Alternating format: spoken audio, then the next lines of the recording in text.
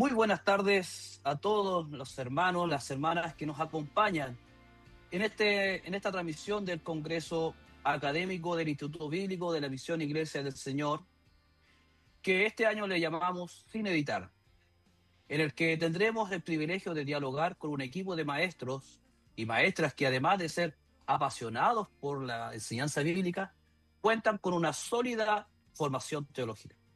Hoy reflexionaremos sobre un tema muy desafiante, que es en la vida y la letra. Por ejemplo, ¿cómo podemos amar la verdad o la distancia entre la ortodoxia y el discipulado? A continuación presentaré a nuestros invitados. Damos un cordial saludo a la hermana Abigail Jara, licenciada en Teología Bíblica y maestra de la zona del Carbón.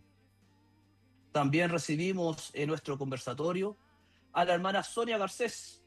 Ella es bachiller en teología y maestra en la zona del Biobío. Y por último,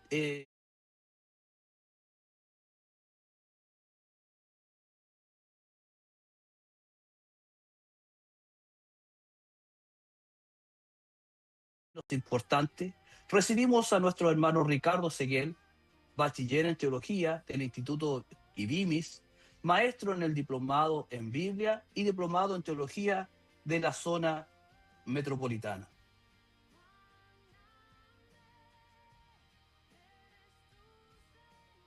Para seguir trabajando, y vamos a seguir hablando, ¿cierto? Más adelante se van a ir presentando nuestros hermanos cuando les toque hablar y conversar con ellos.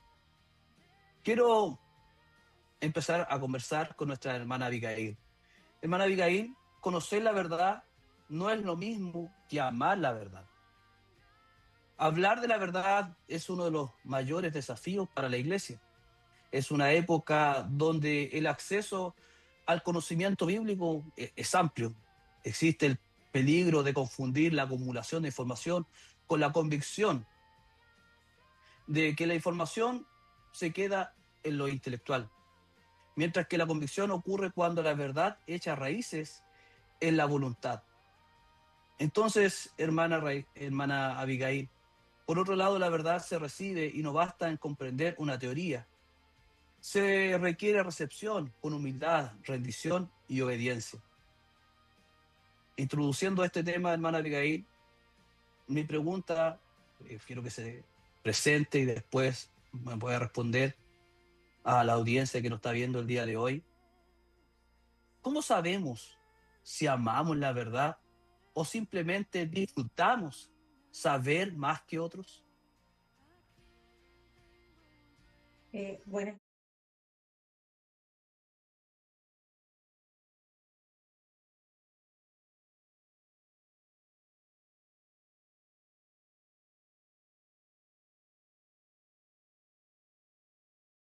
El texto bíblico por sí solo no produce la madurez espiritual. La historia de la iglesia demuestra que es posible defender la sana doctrina, pero al mismo tiempo perder el amor, perder la humildad y la obediencia. Entonces, basado en esto, saber la verdad y disfrutar saber más que otros son cosas distintas. Ambas se sienten igual en el cerebro, pero nacen en lugares diferentes. Conocer la diferencia ayuda a ver nuestra verdadera intención. Entonces, la diferencia se evidencia en el fruto que produce la verdad en nuestras vidas. Si el conocimiento solo lo alimenta nuestro orgullo, por ejemplo, ese siempre va a ser un deseo de poder tener la razón, la necesidad de demostrar una superioridad muchas veces. Entonces, probablemente amamos más el conocimiento si sentimos estas cosas que la verdad. En cambio, quienes aman la verdad o quienes amamos la verdad permiten que ésta nos confronte. Entonces, ¿qué genera esto? Que podamos humillarnos, que podamos arrepentirnos y transformar nuestro en lugar de humildad. Entonces, la verdadera madurez cristiana, basado también en este texto bíblico, ¿cierto? No se mide por cuánto sabe una persona, sino por cómo este conocimiento nos lleva a amar, a servir, nos lleva a edificar a los demás. Y cuando la doctrina no transforma nuestro carácter, no se produce amor. Entonces ahí dejamos de cumplir el propósito y nos convertimos quizás en unos instrumentos de arrogancia, podríamos decir. Es decir, que el conocimiento genuino siempre debe conducir a una mayor dependencia de Dios.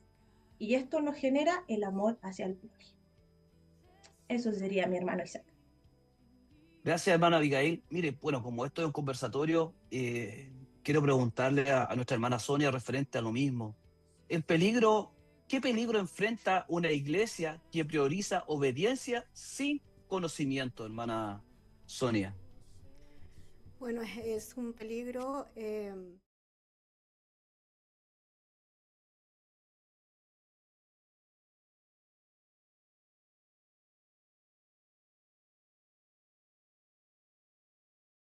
Por ejemplo, en las sectas, donde hay un líder que guía, ¿cierto? Y los demás le siguen, pero en realidad no hay un conocimiento real de la Biblia o de la palabra del Señor. La palabra nunca separó la obediencia del conocimiento. Esto siempre ha ido en forma mancomunada. Y dice que nosotros, ¿cierto? Se nos fue revelada la palabra para saber quién es Dios y también qué es lo que nos revela a través de su palabra, cómo la iglesia se debe comportar, cómo la iglesia debe tomar estas directrices para continuar adelante.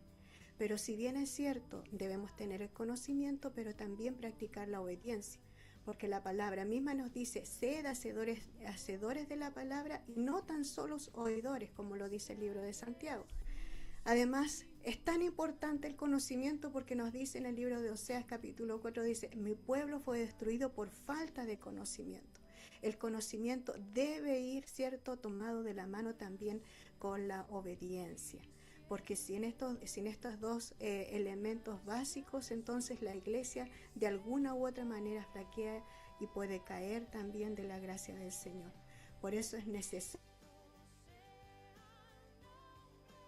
hacer su voluntad en nuestras vidas primeramente, y al hacer la voluntad de Dios en nuestras vidas, también la iglesia se ve, esta voluntad o lo que nosotros hacemos se ve reflejado en la iglesia.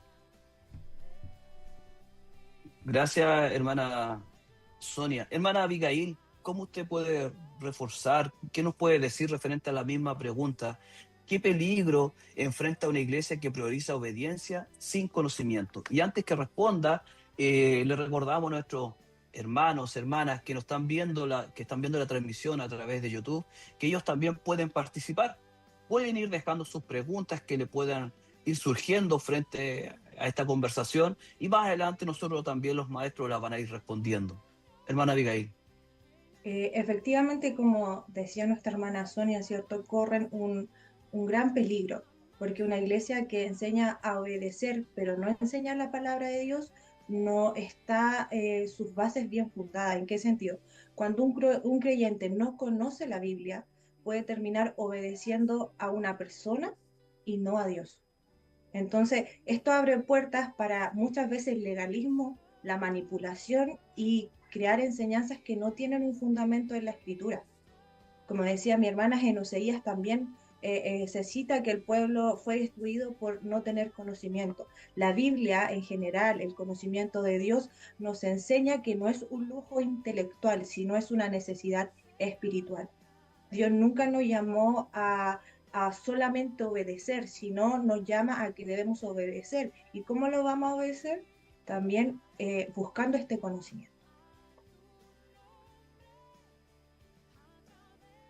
Gracias, hermana Abigail. Mire, tengo otra pregunta también para usted. ¿Puede existir ortodoxia sin dogmatismo? Esta pregunta genera a veces conflicto con algunas personas si puede existir ortodoxia sin dogmatismo, pero claramente sí puede existir. Pero plantea, como decía, una tensión histórica y teológica compleja generalmente. La ortodoxia y el dogmatismo no son idénticos. Entonces, por ende, la ortodoxia protege la verdad y el dogmatismo protege la propia opinión. Entonces, la primera se somete a la palabra de Dios y la segunda suele exigir que otros se sometan a la interpretación de una persona, puede ser, o un grupo incluso. Y dentro de la iglesia existe una ortodoxia basada en un acuerdo común de fe, generalmente. Entonces, la ortodoxia bíblica siempre debe ir acompañada, como decíamos delante también, de humildad, de amor, de disposición. ¿Para qué? Para poder corregir a través de la palabra. Defender la verdad no exige, como decíamos, arrogancia muchas veces. Entonces, la verdad sin amor se convierte en dureza y el amor sin verdad se convierte en una tolerancia sin fundamento. Entonces, la ortodoxia cristiana no tiene como fundamento la tradición por sí misma, sino la autoridad de una institución, podemos decir, humana, y viene de la revelación de Dios, que a través de esto tenemos la palabra. Por ello, muchas veces la Iglesia está llamada a preservar la fe que ha sido dada a los santos. Entonces, permaneciendo firme en la doctrina esencial, como por ejemplo la Trinidad, la Deidad, la humanidad de Cristo, ¿cierto? Entre otras, estas verdades constituyen el núcleo de la fe cristiana y nos dejan claro hacia dónde seguir. En conclusión, podemos decir que sí es posible sostener una ortodoxia libre de dogmatismo cuando la Iglesia reconoce que la autoridad absoluta pertenece únicamente a Dios y a su palabra. La ortodoxia auténtica mantiene con firmeza las doctrinas, sobre todo las que están fundamentadas en la fe cristiana, pero distingue entre lo esencial y lo secundario. Y esto nos ayuda a evitar absolutizar interpretaciones humanas muchas veces y a seguir actitudes de ciertas personas. Así, la fidelidad de la doctrina no se convierte en orgullo muchas veces teológico, sino en un servicio a Cristo, a su iglesia, y así perseveramos en la verdad, en un evangelio con convicción, gracia y obediencia. Súper, hermana Abigail. Qué importancia esto de la ortodoxia, el dogmatismo, ¿cierto? Y seguir la verdad de que nos entrega Cristo en todo orden de cosas. Cuando la doctrina se convierte en identidad tribal. ¿Pero qué es la identidad? La identidad es el conjunto de rasgos, valores, gustos y creencias que definen a una persona o a un grupo y lo hacen únicos. Es aquello que nos permite saber quiénes somos y en qué nos diferenciamos de los demás. Muchas veces defender una tradición es fácil, pero ¿cuánto cuesta seguir a Cristo? Y referente a lo mismo, quiero conversar con la hermana Constanza.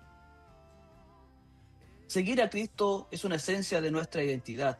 Entonces, hermana Constanza, le pregunto, ¿cuándo el exceso de tradiciones nos hace caer en una identidad tribal, donde las costumbres locales y la liturgia se vuelven la frontera para decidir quién queda dentro o fuera de la iglesia?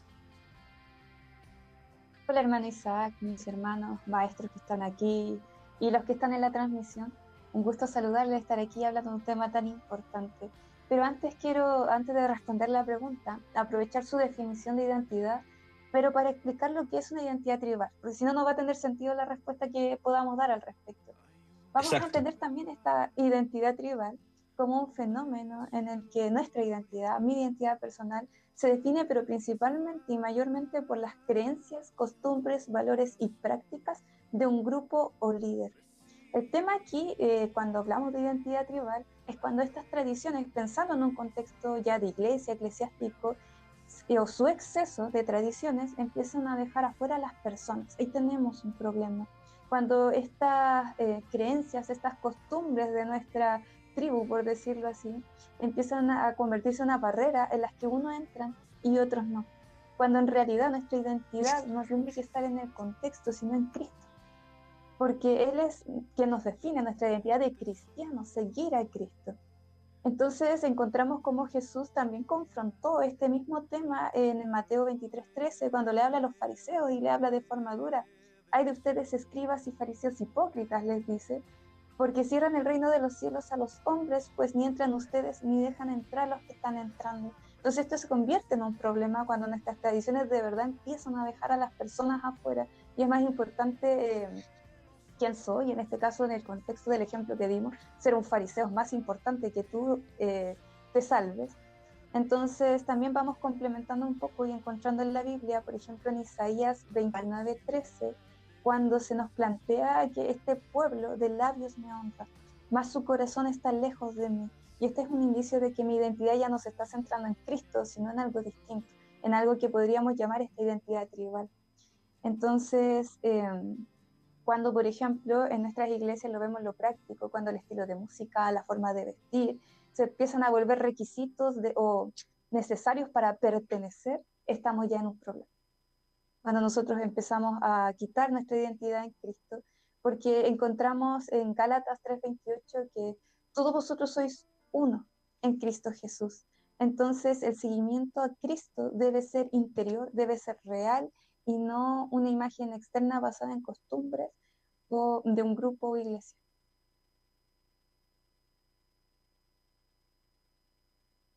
Súper. ¿Qué nos puede decir, hermana Sonia, al respecto de esto mismo también, cuando el exceso de tradiciones nos hace caer en una identidad tribal? Bueno, las tradiciones, bueno, anteriormente no saludé a la audiencia, a mis hermanos que están presentes, y el Señor les bendiga. Las tradiciones existen todavía en las distintas denominaciones, y lo vemos, ¿cierto? Ya sea en la liturgia o en distintas formas, como mencionaba mi hermana. Y son valiosas, pero son valiosas cuando estas tradiciones nos acercan a Cristo. Pero ya cuando estas se convierten en un criterio ya que nos sirve para ser aceptados o ser excluidos dentro de la comunidad eclesial, entonces ya dejan de servir al Evangelio, y por lo tanto esta identidad de iglesia de Cristo se va perdiendo.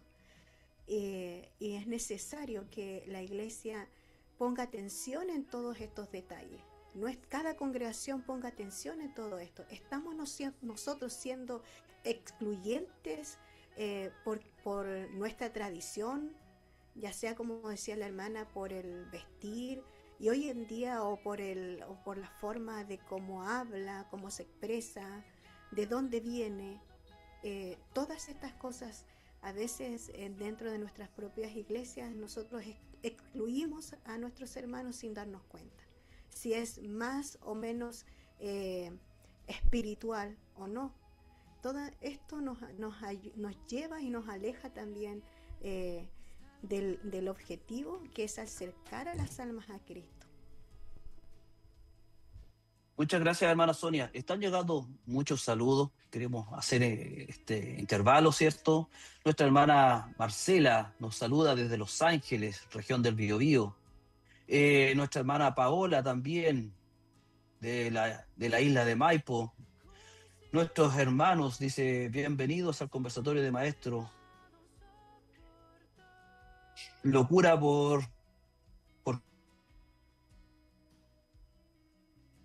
muchas bendiciones a mis hermanos, amados maestros, que Dios les use el día de hoy. Abrazo desde la zona del Biobío. Saludo de Los Ángeles, en especial a mi profesor Marcelo del Diplomado de Educación Cristiana. Bendiciones a todos. Nuestro hermano Gonzalo Vergara desde Santiago también. Saludos desde Santa Olga, zona del Maule. Bendiciones para mi hermana Constanza Durán, que representa nuestra zona. Saludos desde Santa Olga también. Bendiciones desde la zona del Carbón. Y así muchos otros saludos que están llegando. Recuerden, si tienen alguna pregunta, alguna duda, también la podemos hacer.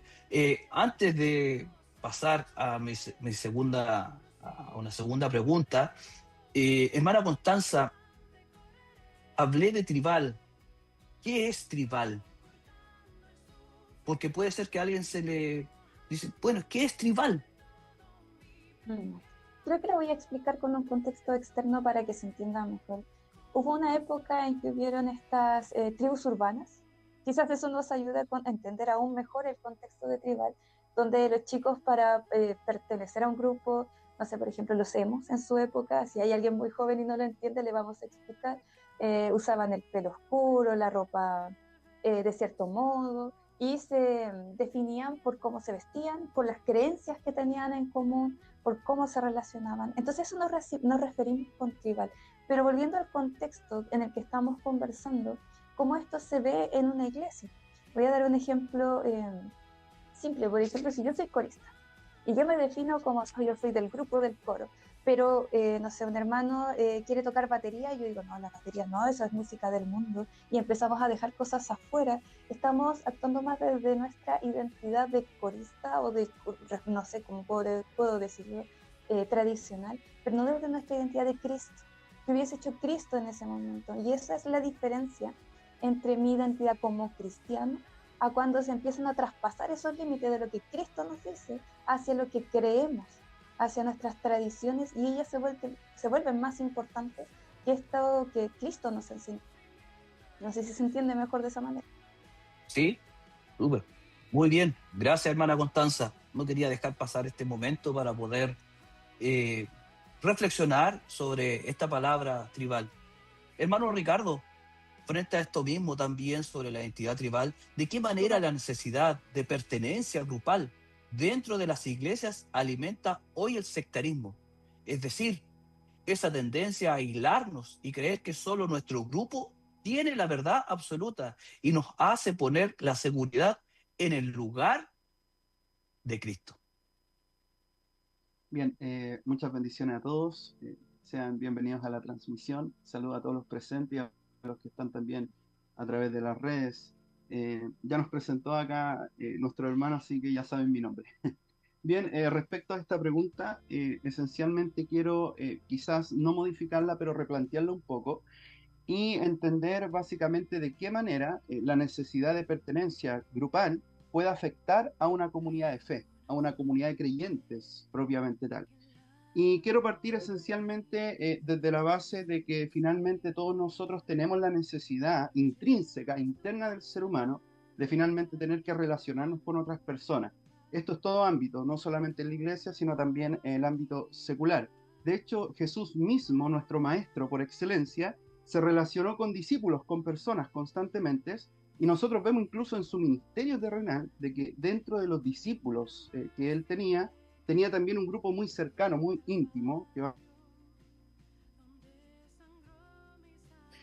sin lugar a dudas nosotros vemos ahí que incluso nuestro maestro tuvo la capacidad obviamente de relacionarse con sus discípulos de una forma muy interna propiamente tal. Por lo tanto, las relaciones en sí grupales dentro de una comunidad de creyentes o en cualquiera sea la situación no son malas en sí. El problema es cuando por pertenecer, como bien decía Constanza, a un grupo de personas empezamos nosotros a sacrificar ciertas cosas solamente por el hecho de querer probablemente ser aceptados, y eso nos lleva finalmente estar en un grupo que pueda de alguna manera tener el mismo pensamiento que yo quiero proponer.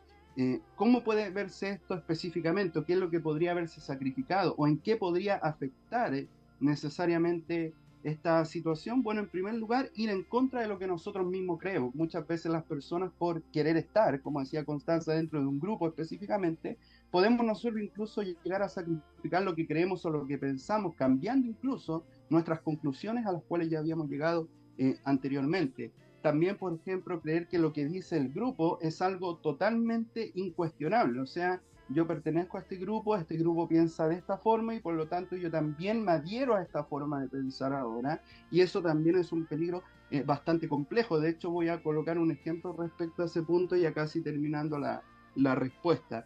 También otro de los peligros que hay, producto de finalmente esta necesidad de pertenencia grupal llevada a un extremo, que es un peligro, es también el de excluir a los que piensan diferente a mí. Y esto incluso se da dentro de las comunidades de fe, donde diferentes personas se adhieran a un grupo porque básicamente tienen la misma línea de pensamiento, y terminamos finalmente excluyendo a otros y no considerándolos dentro de nuestro grupo, lo cual obviamente no está correcto porque somos un cuerpo en sí. Quisiera mencionar que tenemos muchos hechos bíblicos donde esta situación la podemos ver.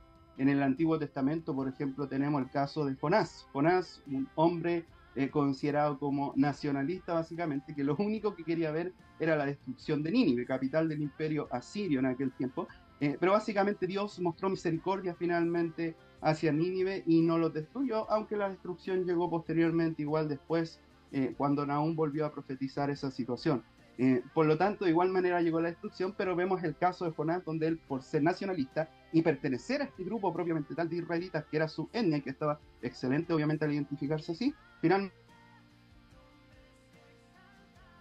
excluir a los demás como no participantes de la gracia divina. Y por último también en la epístola a los Gálatas hay un caso en el capítulo 2 en donde esencialmente Pablo tiene una discusión, digámoslo así, o tiene que reprender a Pedro porque parecía que Pedro estaba sucumbiendo finalmente a los grupos de judíos que estaban llegando y pareciera que Pedro se estaba alineando en el pensamiento judío en sí que ellos tenían respecto a la justificación y la salvación misma. Por lo tanto, ahí nosotros vemos cómo la presión de grupo ejercida sobre una incluso su forma de pensar y tener estas consecuencias que obviamente no queremos que sucedan, como por ejemplo lo que decíamos anteriormente, creer lo que dice el grupo sin cuestionar ninguna de sus palabras y por supuesto terminar excluyendo a aquellos que son parte de nuestra comunidad de fe. Súper, qué bien tu respuesta, hermano. Sí, sí, yo doy aquí una pregunta, ¿cierto? Pero ustedes la pueden modificar esa pregunta por lo que podemos entender y la audiencia nos puede entender mucho mejor. Hermana Constanza, ¿qué señales de alerta nos indican que hemos convertido la ortodoxia en un pedestal de orgullo, usándola para reclamar superioridad espiritual en lugar de servir al cuerpo de Cristo? Otro gran tema dentro de lo que estamos conversando. Yo por lo menos quiero mencionar tres. Pueden existir muchas más, pero quiero mencionar al menos tres señales que nos pueden alertar de todo este tema. Por ejemplo, cuando nuestro orgullo nos hace creer que somos superiores intelectualmente que los demás. Y esto lo vemos muy reflejado en las escrituras. Cuando volvemos al contexto original encontramos muchas respuestas, como en la parábola que sale en Lucas 18, la parábola del fariseo y el publicano, muy conocida, donde el fariseo ya no estaba orando a Dios, sino prácticamente estaba orando consigo mismo, dándose las gracias a él mismo por no ser como los otros, por no ser un ladrón injusto como ese publicano que estaba al lado. Entonces, aquí está el peligro. Cuando usamos la ortodoxia, el conocimiento de la palabra como una especie de vara para medirnos con respecto a los demás, estamos dejando que el orgullo nos empiece a colocar en este pedestal de orgullo. Precisamente, entonces la idea es no usar la ortodoxia como esta vara para medir y menospreciar a otros. Porque de hecho, en ese mismo pasaje se dice que quien se enaltece será humillado y el que se humilla, ese será enaltecido. Otra señal que yo creo que es importante que tengamos que estar atentos los maestros, los alumnos y todos los que hemos dedicado este tiempo para estudiar de la palabra, es no usar la ortodoxia, la palabra del Señor, para alimentar el ego. ¿A qué me refiero con el ego? Cuando empezamos a desear que nos alaben. Por ejemplo, que mañana no nos vaya a pasar a nosotros que, ay, hermano, que lo hizo bien, y que como uno esté... No, lo contrario. Entonces, por ejemplo, encontramos en Mateo 23 que los escribas y los fariseos hacían todas sus obras para ser vistos por los hombres, amando los primeros asientos, los primeros puestos, que los saludaran en las plazas y que les dijeran rabí, rabí. Eso es lo que no nos puede pasar. Esa es una señal en la que tenemos que estar muy, muy alerta, porque cuando empezamos a necesitar prácticamente que nos alaben, que nos reconozcan, ¡ay, que el maestro de tal zona! O no sé, me refiero en un culto, y si no pasa nos enojamos, ese enojo, esa molestia que surge en nosotros nos dice que no lo estamos haciendo para Dios, sino que estamos empezando a inflar nuestro ego y a necesitar que sea alimentado. La última señal que quisiera mencionar, a la cual tenemos que estar muy atentos, es cuando el orgullo religioso se disfraza de celo por la verdad. ¿A qué me refiero con eso? Es cuando nosotros empezamos a querer tener la razón más que hablar de la palabra, de la doctrina. Entonces, si tener la razón se vuelve más importante, va a perder el propósito, esa verdad que justamente estamos defendiendo. Deberíamos entonces usar la doctrina para ganar lo que sería el tribunal de la opinión pública. En 1 Corintios 4:7 encontramos a Pablo refiriéndonos a este tema y nos dice: ¿quién te distingue o qué tienes que no hayas recibido? Y si lo recibiste, ¿por qué te glorías como si no lo hubieras recibido? Entonces ahí es donde tenemos que cuidar mucho que nuestro orgullo no nos haga tomar el crédito de las cosas que son de Dios, de poder tener esa humildad que Cristo tuvo y que nos enseñaban los demás apóstoles como Pablo. Entonces, si la ortodoxia y el conocimiento de la palabra no nos lleva a servir al cuerpo de Cristo, probablemente tengamos que revisar nuestro orgullo, nuestro ego y qué está pasando ahí. Eso sería, bien. Gracias, hermana Constanza. Cuando empecé a estudiar teología por allá, por el año 2011 aproximadamente, mis dos maestros que tenía en ese entonces, lo que en todas las clases prácticamente nos recalcaban, hermana Constanza, era: ustedes están estudiando para servir mejor. Ese era el lema que tenían nuestros dos profesores. Los voy a nombrar acá. Hermana Abigail era nuestro pastor ahora, Antonio Muñoz, que es obispo, y nuestro, también del Presbiterio Mayor, nuestro pastor José Alfredo Fuentes. Nos pasaba una clase que nos decía: ustedes están estudiando para servir mejor. Ese era el lema. Puede que se me hayan olvidado muchas cosas desde esos 5 años que estudié, pero esa frase que tanto que se repitió, se me quedó siempre grabada. Ustedes están estudiando para servir mejor. Entonces, hermana Abigail, ¿qué nos puede decir usted al respecto? A veces queremos reclamar la superioridad espiritual porque tenemos un poquito más de conocimiento, pero ¿estamos realmente sirviendo al cuerpo de Cristo con nuestro aprendizaje? Dentro de lo que usted me decía, hermano Isaac, y lo que comentaba mi hermana Constanza, ella usaba una frase que decía que el conocimiento teológico a veces lo usamos como una vara para medir, que son dentro de las alertas, ¿cierto?, que ella mencionaba. Y esto nos lleva, como ella decía, a menospreciar a ciertas personas. No le pasa a todo el mundo. Entendemos completamente que los que estudiamos la palabra o han estudiado generalmente nos dicen este tema como que el orgullo que tenemos, a ciertas personas le pasan, a otras no, ¿verdad? Pero esto es lo que debemos, y no van a gloriarnos nosotros. Muchas veces defiendo mi posición y no busco obedecer a Cristo, a lo que ella se refería, ¿cierto? Y dentro de lo que hablaba mi hermana. Y dentro de esto la doctrina se convierte en algo que debo ganar esta discusión en lugar de una verdad que debo transformar, y no solamente para mí, sino para todos, que esta verdad transforme vida. Entonces ahí es donde muchas veces perdemos el foco, como decía mi hermana. También muchas veces confundimos el conocimiento con madurez. Y esto es como, yo sé mucho más de la Biblia, sé más que antes, y no necesito seguir avanzando. Muchas veces pasan estos pensamientos. Entonces, ¿esto qué nos demuestra? Que mi carácter no ha cambiado, que yo necesito que la palabra transforme mi vida. Y dentro de que comentaba mi hermana Constanza también, que muchas veces mi identidad se ve más ligada a mi grupo, como decíamos delante, en el punto anterior, ¿cierto? Doctrinal, que en Cristo. O sea, defiendo mi tradición, defiendo nuestra iglesia, nuestra postura en cierta manera, pero hacemos un equivalente con el Evangelio, que es lo que necesitamos de verdad.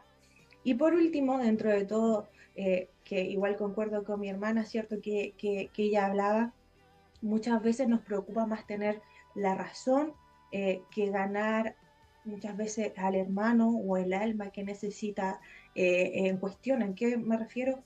Entramos en discusiones que a veces no son necesarias. Y con eso no nos damos cuenta y podemos herir a otra persona. Entonces, yo no permito que la palabra confronte mi vida, sino permito que mi ego resalte. Entonces, creo que lo principal de todo esto, me quedo con una frase que quizás es un poco más coloquial de lo que pueden esperar algunos. Cuando la doctrina, podemos decir, infla el ego, en lugar de conducir a la humildad, al olvido de uno mismo, entonces dejamos de cumplir el propósito supremo. Nos inclinamos no en la adoración a Dios, sino en reflejar qué es lo que mi ego quiere. Entonces ahí debemos tener cuidado. Eso sería, mi hermano Isaac. Muchas gracias, hermana Abigail. Mire, bueno, a un hermano nos está pidiendo si podemos nuevamente explicar dogmatismo versus ortodoxia, hermana Abigail, pero quiero, mientras usted puede ver eso, quiero saludar nuevamente a los hermanos que nos están viendo. Tenemos muchos hermanos conectados. Nuestra hermana Karina desde Puente Alto, nuestra hermana Marta Jara, zona del Carbón, nuestro hermano Jorge Castillo de Hualpén, nuestro hermano y profesor también David Delgado desde Puente Alto.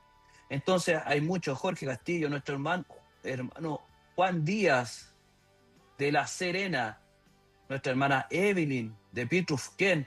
Estamos de Zona Norte llegando con esta transmisión de La Serena, Pitrufquén, zona centro, zona sur, Los Lagos. Saludos desde la región de Los Lagos, dice, Dios nos instruye a todos, nuestro líder tribal, a eternamente solo Cristo, y parecemos más a Cristo, nuestra meta. Saludos desde, mira, Antofagasta, hermanos. Nuestra hermana Maricel Sepúlveda de Concepción. Saludos a todos nuestros queridos maestros, mi hermana Sonia, representante de la zona del Biobío, nuestro hermano Alexis Lagos, nuestro pastor Marcos Anabalón, y así muchos otros, no alcanzo a leerlos todos, hermanos, eh, pero me gustaría, ¿cierto? Nuestra hermana Carmen desde Talcahuano, nuestro hermano Sergio Sanzana desde Alto Hospicio, Iquique, de norte a sur nos están viendo, así que estamos muy contentos. Chiloé, nuestra hermana de la Isla Grande de Chiloé, hermana, de Temuco también, hermana Abigail, ¿nos puede volver a explicar la diferencia entre ortodoxia y dogmatismo, por favor? Ok. Para que quede más claro, ¿cierto? La diferencia entre la ortodoxia y el dogmatismo. Ortodoxia viene del griego ortox, y eso quiere decir correcto. Y también el otro término que ocupa es doxa, que quiere decir doctrina o creencia. O sea, la ortodoxia, fielmente la verdad revelada por Dios en la escritura. Eso es la ortodoxia. ¿Y qué sería el dogmatismo? El dogmatismo surge cuando se confunden ciertas doctrinas o doctrinas esenciales con opiniones secundarias. Es decir, que el dogmatismo es cuando nosotros tomamos tradiciones, podemos decir, que hemos tenido la liturgia, por ejemplo, dentro de nuestra iglesia, y la tomamos como una preferencia personal. Eso es el dogmatismo. No sé si le quedaría claro a mi hermano. Entonces podemos decir que en lugar de permitir que la escritura tenga la autoridad suprema, el dogmatismo que hace eleva nuestra propia opinión. ¿Ok? Muchas gracias, hermana Abigail. Eh, Antes de seguir conversando con nuestros hermanos maestros, quiero saludar también a nuestro pastor Sergio Rodríguez de la iglesia de Talca.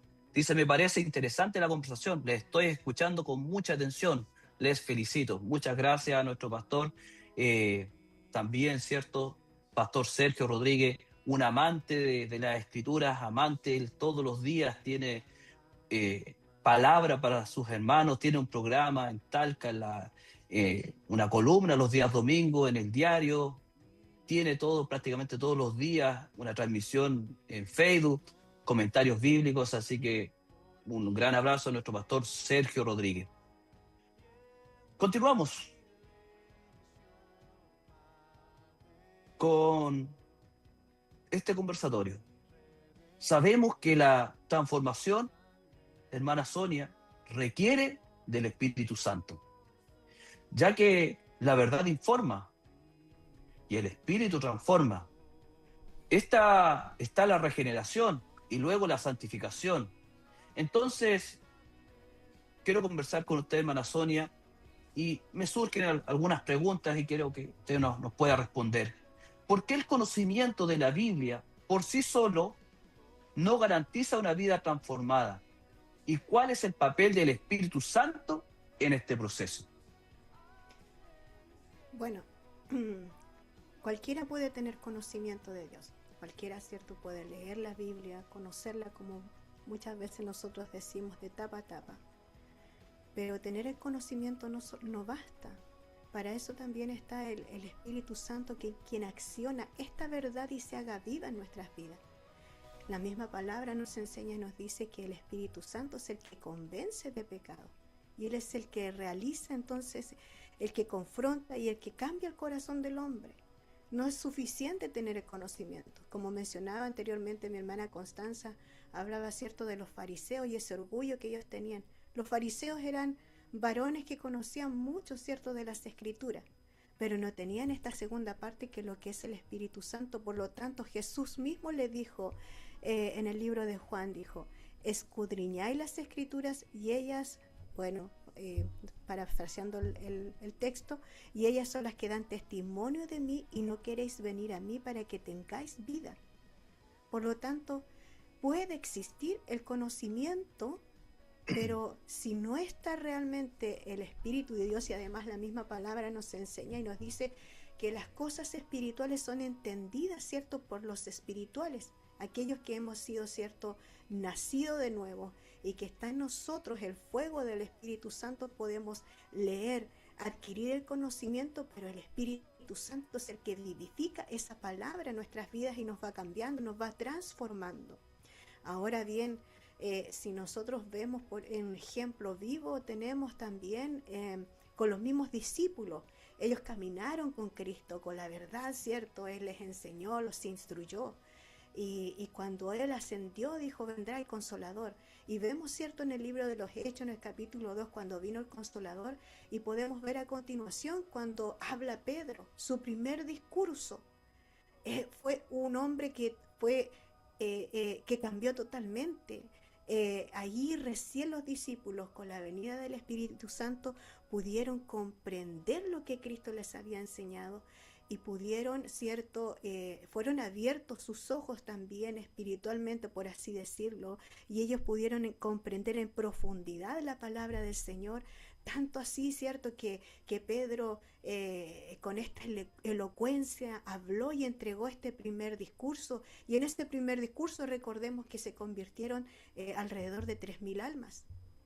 Entonces es necesario, esto tiene que ir en conjunto, sobre todo en la iglesia actual, tiene que ir el conocimiento, porque a través del conocimiento conocemos a Dios, ¿cierto? Sabemos quién es Él, quiénes somos nosotros, nos revela su voluntad, y tenemos que tener esa información en nuestras vidas, pero es muy necesario también el Espíritu Santo para que esta palabra se haga viva también en nuestras vidas. Nuestro pastor Marco Anabalón, de aquí de Concepción, dice, saludos desde Talcahuano. Esta época postmoderna trae consigo, entre otras cosas, el individualismo. ¿Cómo no, cierto? Y este último también puede ser un individualismo comunitario, donde la uniformidad de un grupo de personas termina en un dogmatismo también excluyente. ¿Cuánta razón tiene nuestro pastor Marco Anabalón? Hermana Constanza, ¿qué nos puede decir usted al respecto? ¿Por qué el conocimiento de la Biblia por sí solo no garantiza una vida transformada? Y necesitamos del Espíritu Santo. Comparto mucho de lo que dice nuestra hermana Sonia. Creo que es fundamental que la palabra vaya de la mano del Espíritu Santo para una transformación real, porque se necesita la obra del Espíritu Santo. De hecho, quiero profundizar en lo mismo que ella mencionaba de los apóstoles, de cuando llega el Espíritu Santo. Habían convivido con Jesús, lo habían visto, habían compartido con Él, ¿cierto? Pero cuando llega el Espíritu Santo pasa algo tremendo en sus vidas. Ella nos dio el ejemplo, ¿cierto?, de la predicación de Pedro, pero yo quiero tocar otros temas también complementando un poquitito. Pedro había negado a Jesús. Tomás había pedido ver para creer. Entonces, cuando llega el Espíritu Santo, estas personas que fueron... que flaquearon en su momento, cambiaron, se transformó su carácter, su forma de pensar, su forma de ver el Evangelio. Y claro, no fue un proceso de un día para otro, sino que el Espíritu Santo empezó a guiarlos, el Espíritu Santo empezó a tratar con ellos y a mostrarles todo lo que habían aprendido, pero a un nivel distinto, a un nivel vivencial, a un nivel mucho más profundo. Entonces tiene que estar el Espíritu Santo para esa transformación real. Entonces, eso es como lo que quisiera aportar, porque creo que nuestra hermana lo explicó bastante bien.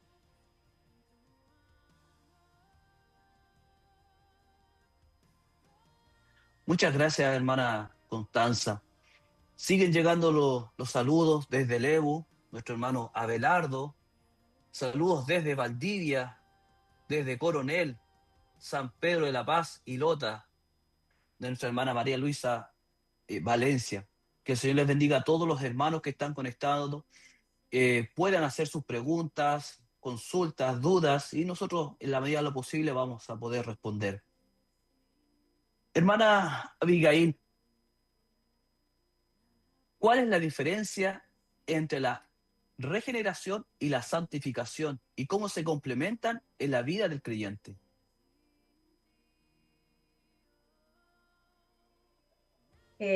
Bueno, la regeneración es la obra inicial del Espíritu Santo por la cual las personas nacen de nuevo, ¿verdad? Reciben una nueva vida en Cristo. Entonces, esto es un acto de Dios que ocurre al inicio de nuestra vida cristiana y marca el comienzo de esta nueva vida, como hablamos. Dentro de esto, la santificación es el cambio, o sea, es el proceso continuo del cual el Espíritu Santo va transformando el carácter del creyente para hacerlo cada vez más semejante a Cristo. Es decir, es un proceso que dura toda la vida, no es algo a corto plazo, en el cual los creyentes responden, ¿cierto?, con fe, con obediencia y dependencia del Espíritu Santo. Para poder graficar y que estas definiciones se entiendan más, me gustaría llevarlos a una ilustración o a un ejemplo. Por ejemplo, la regeneración podríamos compararlo con el nacimiento de un bebé, ¿verdad? En un momento determinado comienza esta nueva vida, pero este nacimiento, ¿cierto? No significa que el bebé no vaya a alcanzar una madurez. Entonces, este bebé necesita crecer, aprender y desarrollarse. ¿Y en qué proceso pasa este desarrollo en este ser humano? Ahí ya este desarrollo pasaría a ser la regeneración, porque comienza la nueva vida espiritual, ¿cierto? Empieza la santificación y en esta vida va creciendo y va transformándose progresivamente. Entonces, con este ejemplo yo creo que igual queda más claro qué es la regeneración y qué es la santificación, ¿ok? También podríamos decir, ya para finalizar, ¿cierto?, este ejemplo y la respuesta, que la regeneración da inicio a la nueva vida y la santificación desarrolla esa vida hacia la madurez cristiana. No son procesos separados ni contradictorios, ¿cierto?, porque la regeneración responde a una pregunta que nos podríamos hacer, que sería, ¿cómo comienza la nueva vida? Mientras que la santificación responde a la pregunta de cómo crece y se transforma esa nueva vida.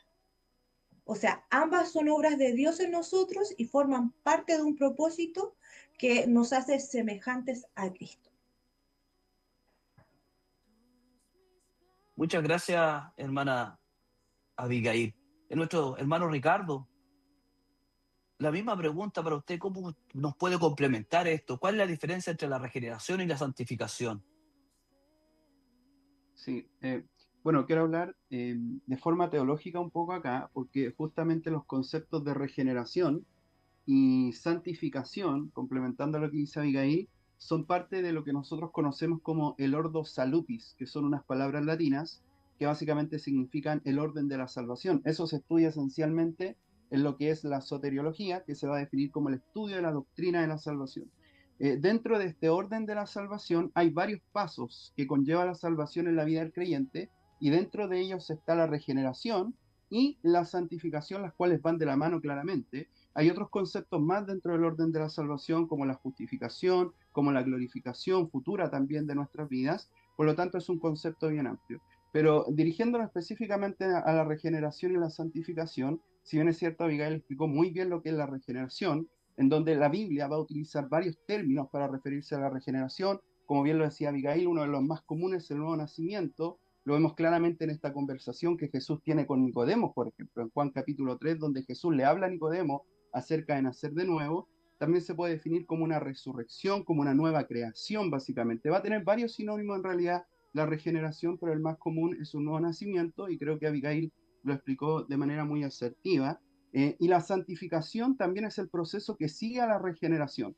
Añadir que la regeneración, por ejemplo, igual que la justificación, son dos conceptos que ocurren de forma instantánea en un momento específico, cuando la persona ejerce fe en la persona del Señor Jesucristo. En cambio, la santificación, si bien es cierto, se va a dar de forma progresiva, también hay otro tiempo a la santificación, que es la santidad posesiva. El término santo, esencialmente en términos hebreos y griegos, significa apartado, separado, para ser consagrado, en este caso para el servicio de Dios. Por lo tanto, la santidad en sí no solamente es progresiva, justamente como lo explicaba Abigail, sino que también le podemos añadir el hecho de que es posesiva. O sea, en el momento que yo ejerzo fe en Cristo, soy regenerado, nazco de nuevo en sí, y en ese momento comienza mi proceso de santificación, pero al mismo tiempo, posesivamente, soy declarado santo. Por eso es que nosotros vemos, por ejemplo, las cartas paulinas, y nosotros vemos que el apóstol Pablo habla acerca de los santos que están en Corinto, de los santos que están en tal lugar. ¿Por qué? Porque posesivamente la persona pasa a ser santa, o sea, apartada o separada para el servicio de Dios, mientras que al mismo tiempo se comienza a dar la santidad progresiva, o sea, comenzar a ser limpiado, descontaminado y purificado finalmente por obra del Espíritu Santo, para ser moldeados cada vez más a la imagen de Cristo. Y esa sería como una gran diferencia, también complementando lo que dice Abigail, a los conceptos de regeneración y santificación. Para concluir, podemos decir que somos regenerados para nacer de nuevo y vivir una vida en santidad delante del Señor. Eso podría aportar. Muchas gracias, hermano Ricardo. ¿Ves? No nos equivocamos nosotros al elegir o al conversar con nuestros maestros. Tenemos de todo, ya un poco más teológico. Bueno, todo es teológico, ¿cierto? Pero con algunos términos más profundos. Entonces, la idea es que todos nos vayamos nutriendo a través de esta conversación. Hermana Sonia, quiero hacerme otra pregunta a raíz de lo mismo que estaba hablando nuestro hermano Ricardo. Me nació otra pregunta. ¿Por qué toda enseñanza bíblica debe depender del Espíritu Santo? ¿Y cómo puede un maestro o predicador demostrar esa dependencia en su ministerio? Bueno, nosotros que somos maestros, creo que todos hemos enseñado y o también hemos estado estudiando lo que es la hermenéutica. Y nosotros sabemos, ¿cierto?, que una de las clases que entregamos y enseñamos es que es tan importante el poder para lograr una buena interpretación de la palabra, es que esté también el espíritu correcto. Entonces, para nosotros que somos maestros, debemos tener no solamente el conocimiento, sino que también aplicar en nosotros, tener en nuestra vida el Espíritu Santo que nos guía para poder enseñar a toda verdad y toda justicia, ¿cierto?, con esa dirección de parte de Dios. El autor Berkeley dice que la interpretación de la palabra es un arte. Por lo tanto, este requiere un equilibrio entre los elementos espirituales y también los elementos técnicos. No podemos, ¿cierto? Esto es como aprender a nadar. Tenemos que tener, ¿cierto?, la constancia. Y para mantener la constancia, nosotros como maestros debemos de tener también nuestro diario vivir, incluir, ¿cierto?, la lectura bíblica, la oración, que son parte muy importante como para nosotros de un parte primero de un cristiano, pero también sobre todo de un maestro de la palabra del Señor. Esto, ¿cierto?, nos lleva, ¿cierto?, a tener el propósito, que esté en nuestras vidas el propósito de glorificar a Cristo y de edificar a la iglesia. También de vivir conforme las verdades bíblicas. Eso es como nosotros podemos enseñar a otros, siendo un ejemplo vivo de lo que nosotros enseñamos. No solamente tener conocimiento, sino que también podamos demostrar este conocimiento en nuestras acciones. Y eso también se hace a través de lo que es nuestra dependencia del Espíritu Santo. Muchas gracias, hermana Sonia. Vamos a seguir conversando en este momento. Se nos ha pasado la hora rápidamente y no nos hemos dado ni cuenta. Ha estado tan entretenida esta conversación, hermano Ricardo, que no nos damos ni cuenta cómo ha estado pasando el tiempo. Quiero conversar con usted, hermano Ricardo, el fruto como evidencia de una doctrina viva. Hay un versículo en la Biblia que dice: no defraudando, sino mostrándose fieles en todo, para que en todo adornen la doctrina de Dios nuestro Salvador. Mira qué interesante ese versículo bíblico. Entonces, hermano Ricardo, ¿la doctrina puede generar una transformación en el carácter de la persona? Bien, es una pregunta que en realidad requiere un análisis previo para llegar a la conclusión final. En primer lugar, justamente la frase que usted citaba es del apóstol Pablo cuando le escribe a este pastor Tito, que tenía el fin y la misión finalmente de poder pastorear las iglesias en la isla de Creta. Y justamente ese texto se encuentra en Tito capítulo 2, verso 10, donde justamente Pablo hace esta referencia como instrucción a Tito y por ende a toda la congregación, decreta acerca de adornar la doctrina de Dios nuestro Salvador. Ese término adornar la doctrina es bien interesante, pero básicamente lo vamos a entender como el hecho de que estas palabras sugieren que la doctrina debe afectar todas las áreas de nuestra vida, plenamente. O sea, la doctrina básicamente como definición, para que lo podamos entender un poco, viene de la palabra latina doctrina, que básicamente se escribe igual y que significa una enseñanza. Algunos de hecho prefieren la traducción más de enseñanza que de doctrina propiamente tal en la Biblia, pero eso es la doctrina en sí, simplemente una enseñanza. Y por lo tanto, adornar la doctrina significa que la doctrina debe afectar cada una de las áreas de nuestra vida propiamente tal. Ahora bien, entrando ya un poco más en profundidad respecto a este tema, en esencia la sana doctrina, la que podemos decir la que está conforme a la revelación especial de Dios, entendemos la revelación especial como el texto bíblico, la palabra misma de Dios revelada a la persona, es la que finalmente nos conduce al conocimiento de Dios. Claramente, hay una revelación general donde Dios se da a demostrar a través de la creación, pero también está la especial a través del texto bíblico, y esa es la que nos conduce al conocimiento más pleno y más exhaustivo finalmente de quién es Dios. Quien a través de la persona del Espíritu Santo, en este caso la tercera persona de la Trinidad, va transformando nuestras vidas y por ende nuestro carácter. Es por esto entonces que se hace muy necesario el conocimiento de Dios, ya que este conocimiento incluso a nosotros, mi hermano Isaac, nos lleva a una adoración incluso más profunda del Dios Trino, al cual nosotros adoramos. Por lo tanto, nuestro carácter, básicamente, que se van a definir como en un diccionario que podemos tomar como nuestras cualidades o características y forma de actuar incluso, se van a ver claramente afectados por la doctrina que nosotros podamos proseguir. Lo que nosotros vamos a entender hasta acá es que finalmente la doctrina es como el puente, la enseñanza es el puente que nos lleva al conocimiento de Dios, el cual por medio de su Espíritu Santo, la tercera persona de la Trinidad, efectúa entonces una transformación en nuestra vida y en nuestro carácter y en nuestro propio corazón. De hecho, de alguna manera, el modelo a seguir siempre va a ser el Señor Jesucristo en cuanto a la doctrina que nosotros debemos seguir. Y Pablo mismo le da estas instrucciones a Timoteo cuando le dice, le exhorta acerca de ser ejemplo para los creyentes en conducta, amor, fe, etcétera, etcétera. Esto lo encontramos en la primera carta a Timoteo, capítulo 4, verso 12. Y ahí hay algo bien interesante, porque el término ejemplo en el griego original es el término tupos, básicamente, que significa prototipo o también incluso significa el modelo. Por lo tanto, lo que Pablo le dice a Timoteo, tú debes ser el modelo de los creyentes, el prototipo en cuanto a estas características. Pero básicamente ese modelo se da a través de una doctrina que Timoteo esencialmente recibió y que esa doctrina le condujo finalmente a una obra del Espíritu Santo en su vida propiamente tal. Por lo tanto, para concluir, podemos decir básicamente que la doctrina en sí es el puente que finalmente nos lleva a Dios, al conocimiento de Dios, para que el Espíritu Santo haga la obra de transformación en la vida de la persona que se expone en esencia a la doctrina, a la sana doctrina conforme a la palabra de Dios. Es por esto que podemos concluir que la doctrina rige nuestra forma de concebir, vivir y actuar en el mundo y con nuestros contemporáneos. Gracias, hermano Ricardo.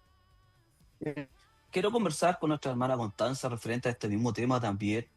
¿Cuál es la evidencia o el resultado de una fe genuina, hermana Constanza, y verdadera en una persona?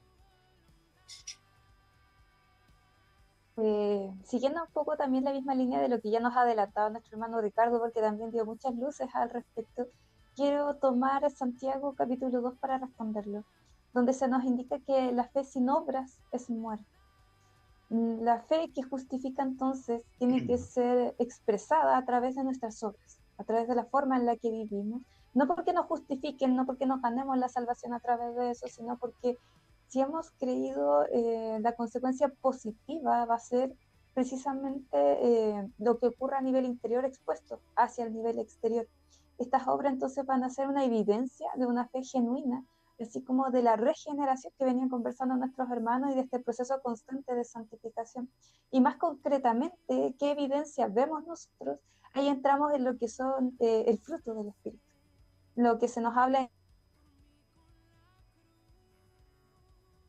que deberíamos exhibir si el Espíritu Santo realmente habita en nosotros. Por lo tanto, una persona que ha ejercido una fe en Cristo y que ahora es el templo del Espíritu Santo, debería exhibir estas virtudes del Espíritu en su vida como un resultado precisamente de esta fe genuina. Gracias, hermana Constanza. Hermana Sonia, lo mismo también. ¿Cuál es la evidencia o el resultado de una fe genuina y verdadera en una persona? ¿Cómo lo podemos comprobar? Bueno, como bien lo decía mi hermana, está el fruto del Espíritu, que es algo que, que no sé, a diario nosotros podemos verlo en nuestro actuar, por ejemplo, el demostrar amor al prójimo, la mansedumbre, la fe. Como cristianos muchas veces somos capaces de transmitir la fe.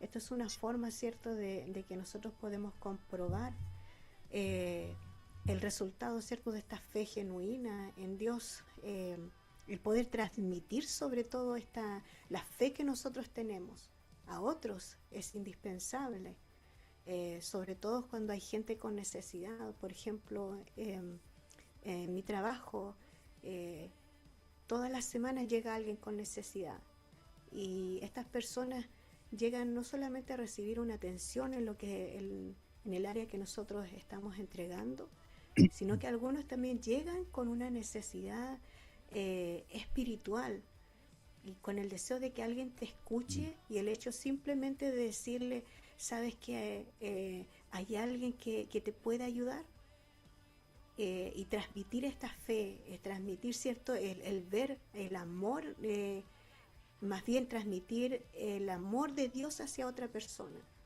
Cuando hablamos, ¿cierto?, de un cristiano transformado y de que el Espíritu Santo está haciendo obra en nuestras vidas, entonces es que estamos demostrando a Cristo también a otros.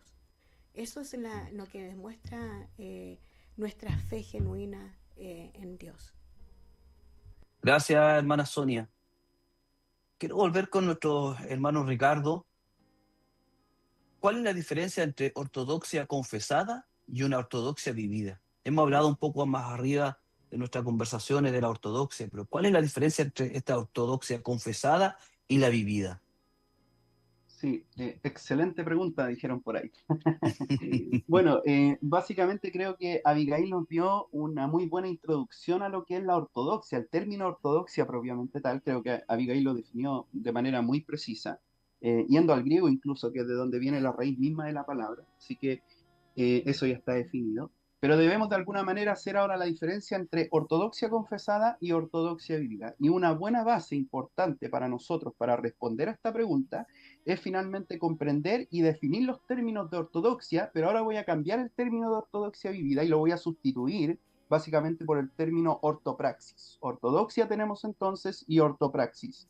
Básicamente la ortodoxia, como bien lo dijo Abigail, es la doctrina o la enseñanza correcta, que está acorde finalmente a las escrituras, al texto bíblico en sí, mientras que ahora la ortopraxis, que va a ser para nosotros ahora un sinónimo de ortodoxia vivida, se va a definir como la práctica correcta. Por lo tanto, por un lado tenemos la doctrina o la enseñanza correcta, mientras que al mismo tiempo tenemos la práctica correcta que la persona debería ejercer. Entonces, a la luz de estas definiciones, podemos nosotros responder que la diferencia esencial entre ortodoxia confesada y ortodoxia vivida, que ahora para nosotros es la ortopraxis, es que la primera, la ortodoxia confesada, tiene que ver con el conocimiento de las doctrinas que nosotros creemos, las que confesamos, las que enseñamos, las cuales de alguna manera nosotros consideramos correctas y que entendemos tan acorde con el texto bíblico propiamente tal, mientras que la segunda, en este caso la ortopraxis, tiene que ver con el hecho de cómo ahora nosotros llevamos a la práctica la ortodoxia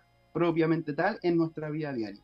Quiero tomar como ejemplo uno de los atributos de Dios. Dentro del estudio de los atributos de Dios hay atributos que son incomunicables, que son intrínsecos del mismo ser y la naturaleza de Dios, que no son compartidos hacia nadie más, mientras que al mismo tiempo tenemos atributos comunicables al ser humano, como por ejemplo la misericordia, la justicia, la bondad, etcétera, etcétera. Y quiero tomar el ejemplo del amor. Sabemos nosotros que Dios es amor, ese es un atributo comunicable que básicamente el ser humano también de alguna manera lo puede expresar porque está hecho a imagen y semejanza de Dios propiamente tal. Entonces, básicamente el conocimiento de ese atributo vendría a ser nuestra ortodoxia confesada. ¿Por qué? Porque nosotros confesamos doctrinalmente que Dios tiene el atributo del amor, y de hecho más que tenerlo, Él es amor en base a los registros del Nuevo Testamento. Ahí tenemos la ortodoxia confesada. Sin embargo, la práctica de ese amor que nosotros confesamos, la práctica de ese amor en mi vida expresada hacia los demás va a ser lo que vamos a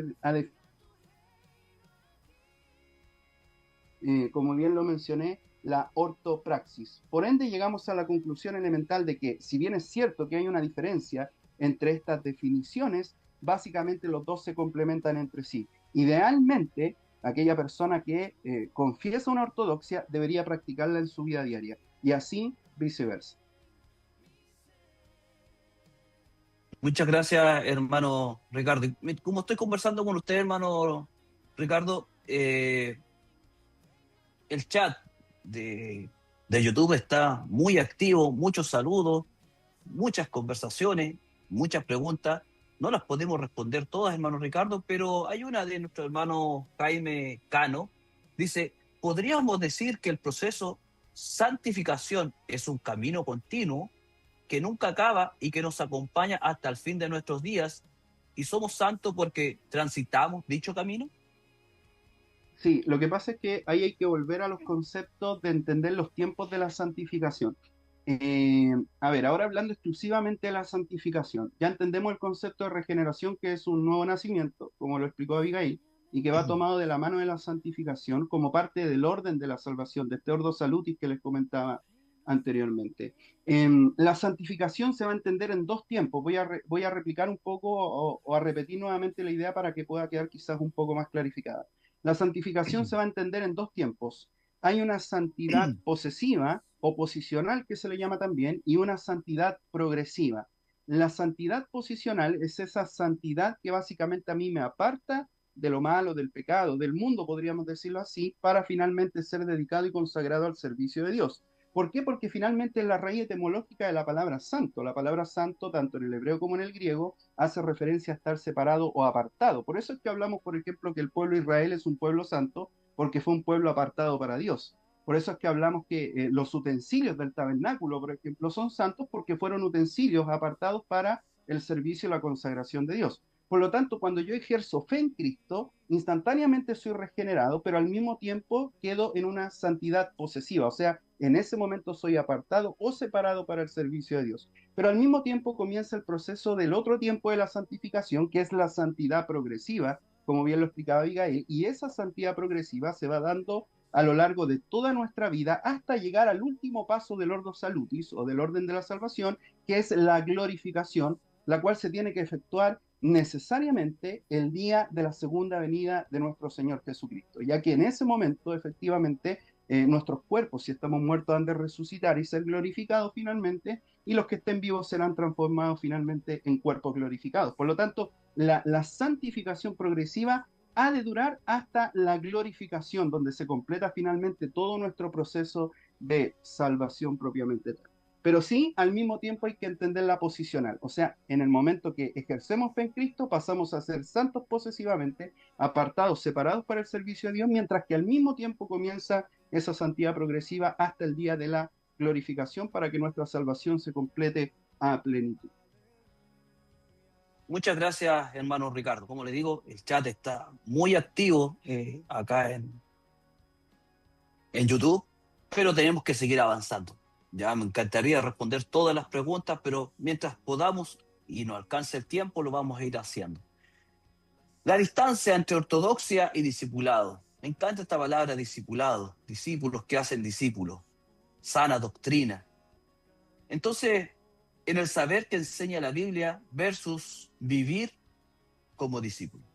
Hermana Constanza, si miramos el ejemplo de Jesús, vemos que su discipulado con los otros apóstoles fue el método más efectivo para transformar sus vidas, ¿cierto? Sabiendo esto, hermana Constanza, ¿cree usted que es importante retomar o reforzar este método hoy en día? ¿Y por qué? Voy a partir diciendo que sí, me parece muy, muy importante, pero voy a tomar el tiempo para explicar eso por qué. Partamos de que precisamente el conocimiento intelectual de la Biblia no siempre se traduce automáticamente en una vida de seguimiento a Jesús. Existe más acceso hoy en día al conocimiento de la palabra, de hecho uno puede googlear, buscar, encontrar teólogos y entender, pero no necesariamente aplicar, no necesariamente va a ser más fácil este tema. Y a veces encontramos personas que están llenas de conocimiento, pero que en su actuar incluso a veces hasta se contradicen o están más débiles, por decirlo así, en la fe. O como dijeron muchos de mis hermanos maestros anteriormente, no siempre es sinónimo de madurez espiritual. Entonces el discipulado de Jesús, tomando su ejemplo, qué mejor ejemplo que el que Él nos dejó, demostró ser el más efectivo porque no se limitó solo a entregar sermones o discursos muy abstractos, sino que Cristo vivía con sus discípulos. Combinó esto del modelado, ¿qué quiere decir eso? El dar el ejemplo y los demás imitarle en el día a día, donde les enseñó a orar, les enseñó a perdonar, pero haciéndolo también Él, acompañándolos cuando ellos tenían que hacerlo, sirviendo como ejemplo con su propia vida. Entonces, no solo fue un conocimiento teórico, sino que fue una vida compartida, fue algo práctico. Y así podemos ver cómo pescadores, un cobrador de impuestos, un celote, con lo que eso significa, fueron transformados sin importar quiénes fueron antes. Entonces, para mí, el discipulado es la herramienta más poderosa, por utilizar esa palabra, para la formación del carácter, para la transformación, porque hay un acompañamiento cercano y personalizado hacia la persona. Se guía más allá del entendimiento intelectual, sino que también se le guía en la práctica, en sus luchas propias, individuales, personales. Y yo creo que esto es súper importante porque hoy en día nuestras generaciones nuevas tienen no solo mucho conocimiento, sino muchas tentaciones que están a un solo clic de distancia. No tienen que salir ni de su casa para encontrarse con estas tentaciones. Entonces, ¿cómo solo les vamos a entregar conocimiento? Ellos necesitan algo más práctico y el discipular creo que es una herramienta muy importante que tenemos que retomar. En Gálatas 4:19, si uno lo interpreta, dice, o sea, podríamos ver que nuestro trabajo como maestros, pensando en este conversatorio, no termina solo al transmitir conceptos teóricos, sino cuando Cristo se ha transformado en vosotros. Entonces, la sana doctrina solo cumple su propósito cuando se traduce en un carácter transformado, y el discipulado es súper esencial para eso. Exacto. El discipulado tiene que ser en todo momento. Hermano Ricardo, ¿es posible hacer discípulos a través de la ortodoxia? Voy a comenzar diciendo que yes. Sí, sí, sí es posible. Ahora comencé al revés. Anteriormente daba la argumentación para llegar a la conclusión. Ahora parto por la conclusión enseguida. Sí, esa es la respuesta más corta, si desea algo no muy extenso. Sin embargo, le daré igual algo un poco extenso para que podamos argumentar este sí que acabo de mencionar. Bueno, si de hacer discípulos se trata, el Señor Jesucristo es de hecho el maestro por excelencia. Alguien que pueda superar a Cristo en cuanto a su forma de discipular como maestro y su corazón como maestro propio en cuanto a discipular a las personas, básicamente es insuperable. Me gusta mucho, por ejemplo, para que podamos reflexionar en esto, el ejemplo de cómo él transmitía las verdades espirituales de una manera tan entendible para sus discípulos. Cuando, por ejemplo, él le dice a Pedro que será pescadores de hombres, siempre me ha llamado la atención esto, le habla en términos de un trabajo que Pedro conocía. Él era pescador de profesión propiamente tal, y de esa manera lo disipula espiritualmente a través de cosas que él conocía. Por lo tanto, ahí vemos la capacidad del Señor Jesucristo de poder transmitir las enseñanzas de una manera realmente excelente y sobresaliente. Solamente basta revisar los evangelios y nos vamos a dar cuenta de aquello. Es más, Jesús, antes de ascender al cielo, después de haber obviamente resucitado, una de las cosas que él encarga a sus discípulos es la que encontramos en Mateo capítulo 28, versos 19 y 20. Aquí voy a citar textual el texto bíblico en una Reina Valera 1960, que dice de la siguiente forma: por tanto, id y haced discípulos. Ese término discípulo en el griego original hace referencia a un aprendiz, alguien que aprende de otra persona, de otro maestro, y Jesús les dice a sus discípulos, id y haced discípulos, o sea, aprendices a todas las naciones, bautizándolos en el nombre del Padre y del Hijo y del Espíritu Santo. Y aquí viene otra palabra clave: enseñándoles. Necesariamente un discípulo debe ser enseñado. Por lo tanto, aquí en el texto hay un hilo conductor. Básicamente, ¿cuál era la enseñanza? Que guardaran todas las cosas que él les había mandado, o sea, su propio evangelio, por decirlo de esa forma. Y aquí yo estoy con vosotros todos los días hasta el fin del mundo. Amén. No he terminado mi argumentación, solamente estoy leyendo el texto. Amén. Bueno, por otro lado, también vemos las instrucciones del apóstol Pablo, que son muy parecidas eventualmente, cuando le exhorta a Timoteo en su segunda carta, en el capítulo 2, verso 2, y ahora lo voy a leer en una nueva traducción viviente, las siguientes palabras: me has oído, le dice Pablo a Timoteo, enseñar verdades, enseñar verdades que han sido confirmadas por muchos testigos confiables. Ahora, le dice Pablo a Timoteo, enseña estas verdades a otras personas. Lo que oíste de mí, enséñalo a otros, dignas de confianza, pero que al mismo tiempo, y por eso todos estamos acá, que estén capacitadas para transmitirlas a otros. ¿Qué es lo que nosotros vemos acá como un hilo conductor? Bueno, al analizar estos textos bíblicos, básicamente nosotros nos damos cuenta de que existe un denominador común entre las palabras de Cristo y las palabras mismas de Pablo. Y es que básicamente ambos encargan la labor a sus discípulos de hacer otros discípulos teniendo como fundamento las verdades elementales del Evangelio, lo que, escuche bien, podríamos definir como la ortodoxia cristiana o la correcta doctrina en base al Evangelio de nuestro Señor Jesucristo. Por lo tanto, estimado hermano Isaac y todos los presentes, a la luz de lo explicado anteriormente que acabo de mencionar, podemos concluir que es posible hacer discípulos por medio de la ortodoxia. Jesucristo lo hizo, el apóstol Pablo lo hizo con Timoteo también, pero siempre y cuando esta ortodoxia esté conforme a lo que es la sana doctrina. ¿Qué va a ser la sana doctrina para nosotros? Esencialmente todo lo que esté conforme a la revelación especial de Dios, que son las Escrituras, y esencialmente fundamentadas y basadas en el Evangelio de nuestro Señor Jesucristo. Exacto. Usted lo ha explicado muy bien, hermano Ricardo. Habló, ¿cierto? Bueno, Jesús es insuperable en esto, ¿cierto, hermano? Estamos trabajando con un grupo de hermanos del Diplomado en Educación Cristiana sobre la didáctica. Y la didáctica es el arte de enseñar.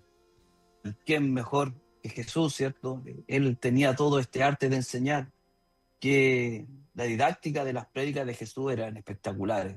O sea, tú eres predicador de hombres, tomo esto y lo llevo y te lo enseño. Tomo una higuera fácil y te enseño esto otro. Entonces, es el arte de enseñar. Y como tú muy bien lo decías, hermano Ricardo, tenemos que hacer discípulos a través de la ortodoxia, de la sana doctrina. Y por ahí está, entonces llegó otra pregunta: ¿es el legalismo uno de los mayores peligros de la ortodoxia? Yo creo que ya se explicó un poco esto, ¿cierto? Que nosotros debemos enfocarnos en la sana doctrina, en la doctrina que está basada en el cuerpo de Cristo. ¿O no, hermano Ricardo? ¿Es el legalismo uno de los mayores peligros de la ortodoxia? Básicamente podemos decir que sí, cuando no se tiene el conocimiento de la ortodoxia correcta. De hecho, hay otro término que también es un poco técnico, que se contrapone al legalismo, que es el antinomianismo. Básicamente el legalismo propiamente tal tiene que ver con el hecho de establecer ciertas reglas y procurar cumplirlas. Eso es una persona legalista, por ejemplo, que vive en base a reglas que tiene que cumplir, pero que son extremas y que por lo tanto podrían estar incluso por sobre la misma ortodoxia cristiana que nosotros profesamos, pero al mismo tiempo está el antinomianismo como otro concepto teológico, que básicamente el antinomianismo se va a definir como una persona sin ley, básicamente. O sea, es todo lo contrario propiamente tal. Pero remitiéndonos al legalismo propiamente tal en sí, sí, podemos decir que se vuelve peligroso cuando no hay una base de conocimiento concreta en base a lo que nosotros creemos en sí. Debemos entender nosotros finalmente, como bien explicaban nuestras maestras, nuestras profesoras, que finalmente el conocimiento nos ha de llevar a la verdad. Eso es una verdad que nosotros no podemos negar. Claramente el conocimiento nos ha de llevar ahí. De hecho, quiero citar un texto que está en el Antiguo Testamento específicamente, donde el Señor dice que la gloria del hombre finalmente, o la alabanza misma del hombre, es entender y conocerle a Él finalmente. Así que Exacto. por lo tanto, lo que está por sobre el legalismo es la ortodoxia de la sana doctrina, claramente, pero sí el legalismo puede transformarse en algo muy peligroso si nosotros no tenemos una buena base doctrinal sólida en cuanto a nuestra ortodoxia, o sea, en cuanto a la correcta enseñanza que nosotros creemos y profesamos. Y aquí quiero también decir algo importante, mi hermano Isaac, porque no solamente podemos teologizar básicamente para establecer la ortodoxia, a raíz del mismo texto bíblico en sí, que entendemos que es la base de todo, sino que también es importante estudiar, por ejemplo, también lo que es la teología histórica con los credos de la iglesia, históricos, que establecen y salvaguardaron la doctrina, la ortodoxia, justamente de herejías como por ejemplo el arrianismo, que decía que Jesús no era plenamente Dios. Entonces es importante tener una buena base de conocimiento a raíz del texto bíblico, también conociendo nosotros los credos históricos mismos de la iglesia, para finalmente a raíz de eso establecer la ortodoxia, y no solamente en cuanto a la doctrina elemental cristiana, sino también incluso en cuanto a la moral y a la ética cristiana, que nosotros debemos también expresar hacia los demás en nuestra conducta de vivir.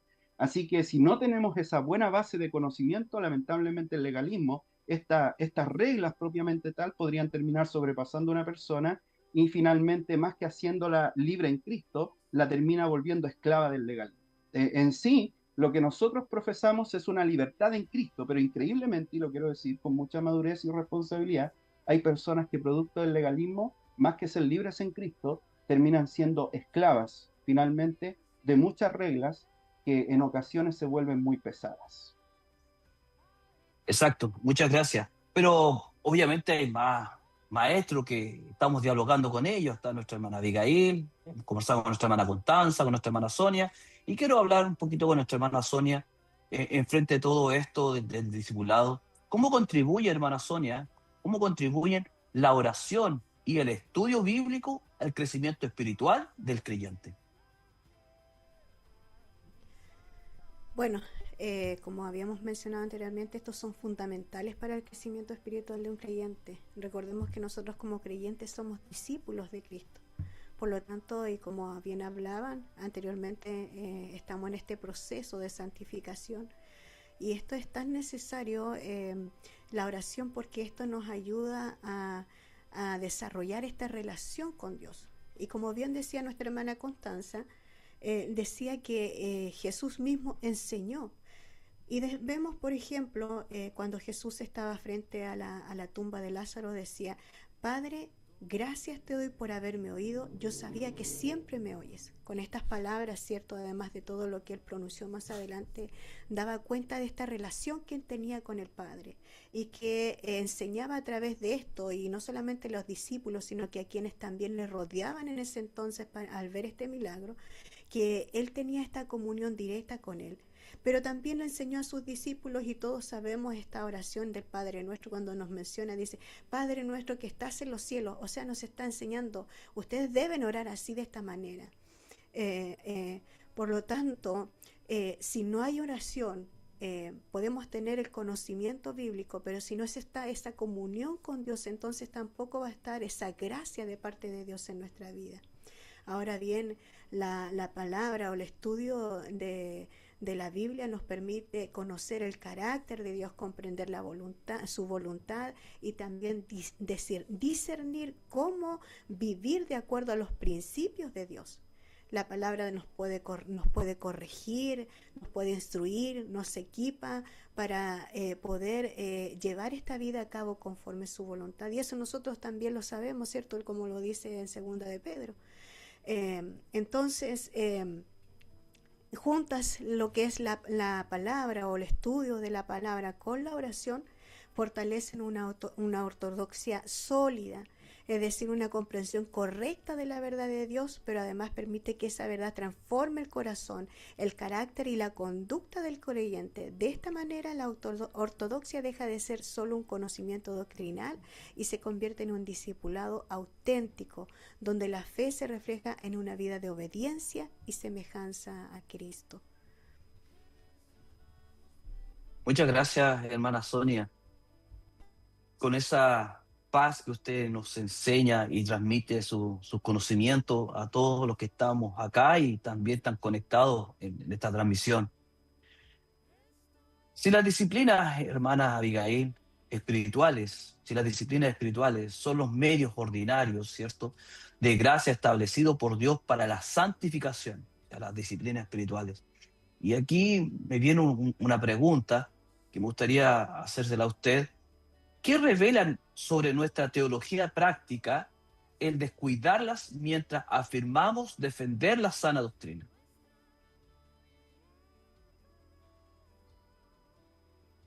Bueno, estudiar la teología, ¿cierto? Y profundizar en la verdad es fundamental para la vida cristiana. La doctrina sana alimenta la fe, protege, podemos decir, de las mentiras y va revelando el carácter de Dios en nosotros. Sin embargo, el peligro surge cuando el estudio se desvincula de las disciplinas espirituales. O sea, aquí se va creando una brecha entre la ortodoxia, que es lo que creemos, como ya hemos explicado, ¿cierto?, durante este conversatorio, y el discipulado del cómo lo vivimos. Descuidar estos medios, podemos decir de cierta manera, ordinarios de gracia, pueden definir la sana doctrina y llevarnos a distorsionar nuestra teología práctica, como hablaba delante nuestro hermano Ricardo sobre la teología práctica, ¿verdad?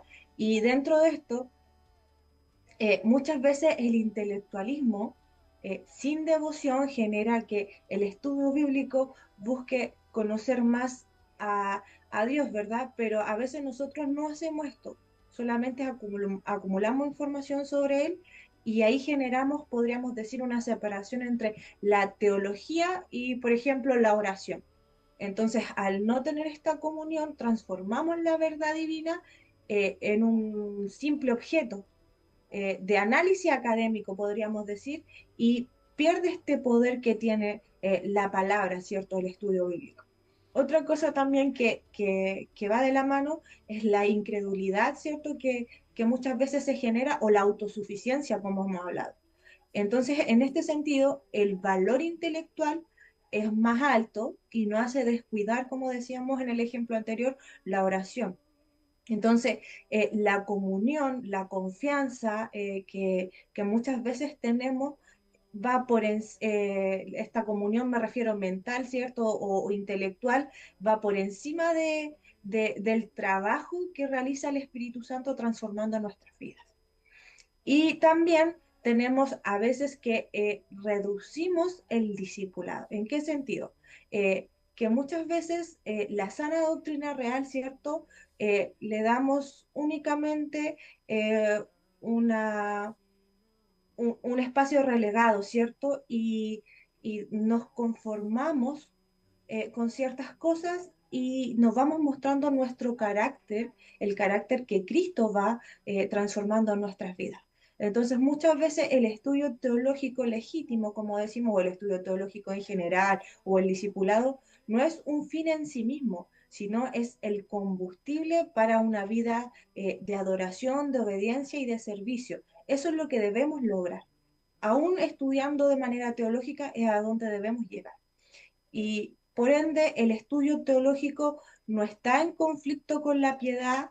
De hecho, la verdad teológica exige piedad, ¿verdad? Y cuando la ortodoxia se ejerce dentro de este marco de discipulado, este marco de disciplina espiritual que hemos estado conversando, el conocimiento no se queda en la cabeza, sino que desciende, podríamos decir, a nuestro corazón, a nuestro cuerpo, y se traduce en una fe viva. Y eso es lo que debemos querer lograr, esta fe viva. Muchas veces nosotros dejamos que estas disciplinas espirituales, como hablamos, sean sistemáticas y descuidamos, como comentaba, otras áreas. Pero dentro de esto debemos mirar, ¿cierto? Y ver que la iglesia confiesa creer en la manera que realmente la vida o los credos que tenemos. Entonces, esto nos lleva a la sana doctrina, que no fue dada simplemente para ser defendida, sino para formar discípulos que conozcan a Cristo, que le obedezcan, como decíamos, que sean transformados. Por eso el verdadero desafío, yo creo, dentro de la pregunta que me hacía mi hermano Isaac, ¿cierto? No es solamente cerrar la distancia entre lo que creemos, entre las disciplinas, ¿cierto? Sino es que enseñemos, que creamos y que vivamos esta enseñanza y estas creencias en cada uno de nosotros. Eso sería, mi hermana Isaac. Muchas gracias. Vivir lo que enseñamos. Creo que con eso nos vamos quedando. Bien, yo creo que se ha pasado la hora sumamente rápido, ya llevamos más de una hora conversando y ya hemos llegado al final.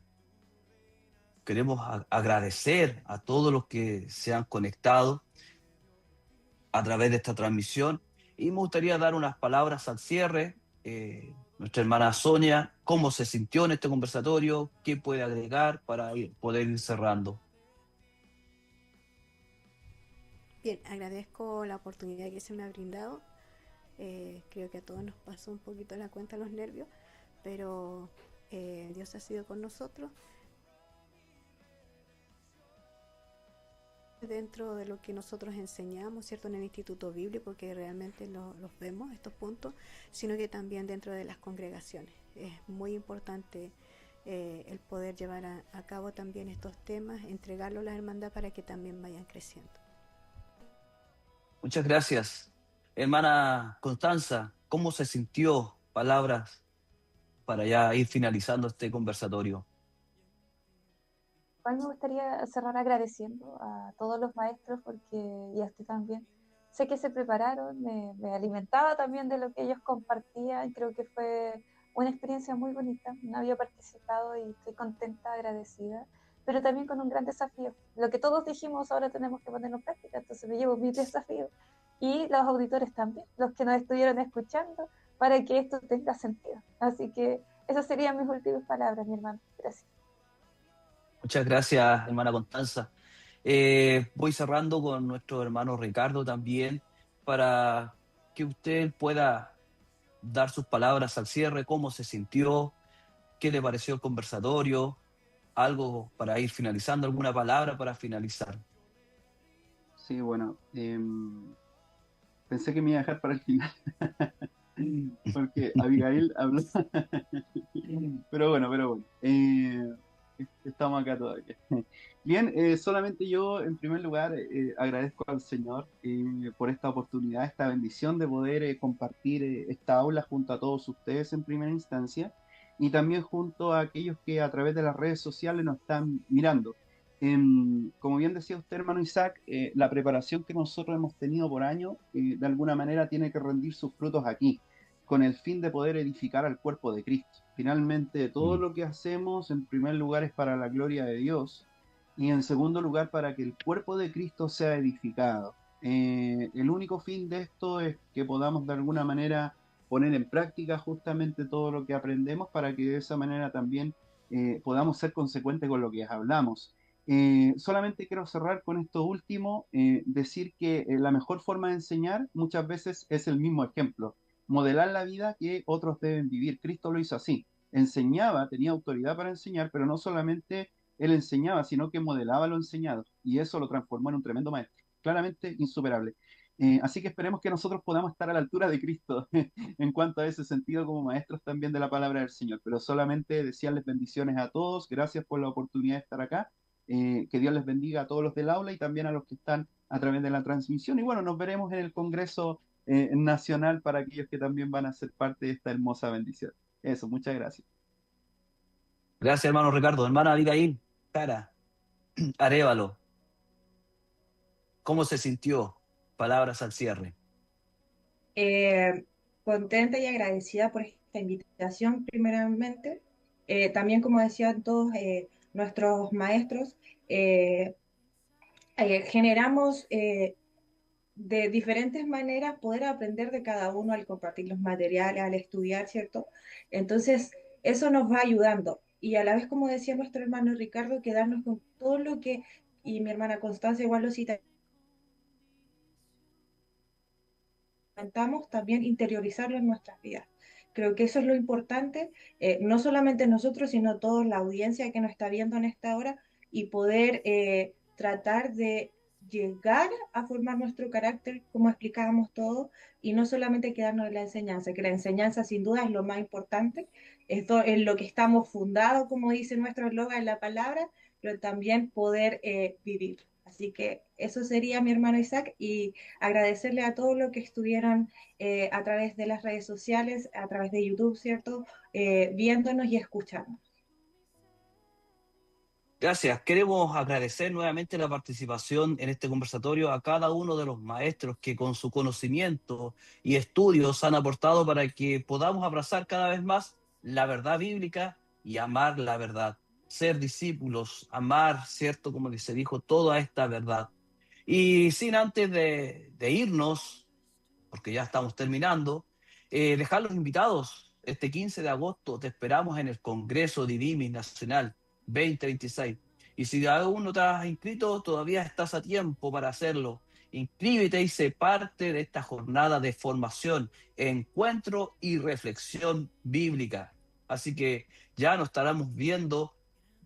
Habla con las personas, los encargados de tu zona, pide información para que te puedas inscribir y participe este 15 de agosto junto a nosotros.